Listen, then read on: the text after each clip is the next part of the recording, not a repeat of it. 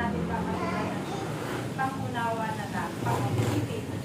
Kailangan taniman natin ng pag-ibig. Sabi niya, pag totoo naman yun, pag may nakikita ka sa isang tao, pag-ibig ka lang ang yan mo sa kanya.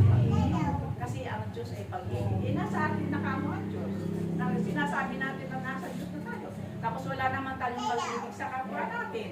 O di walang kwenta. Yan ang pinakamahalaga. Yun lang po at maraming salamat. Praise Yahweh. Praise Sabi nga, patuloy tayo, umibig sa ating kapwa. At tayo ay patuloy na bumalo sa mga ganitong gawain sa pakikinig ng salita ng ating buhay ng Panginoon para sa ating paghahanda sa darating na hari ng mga hari. Amen. Na nawa ay tayo ay mapasama doon sa tupa. Sa pinagpala doon sa tupa. Kung saan tayo magkakabi. Ako sa totoo lang, kaya dati no, bagamat may hindi bata-bata pa tayo, talagang iniisip ko yan. Yung Lord, minsan iniisip ko no?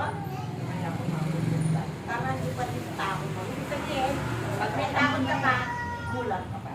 Amen, no? Kasi, pag puno-puno ka na, gusto mo, Lord, okay na. Diba?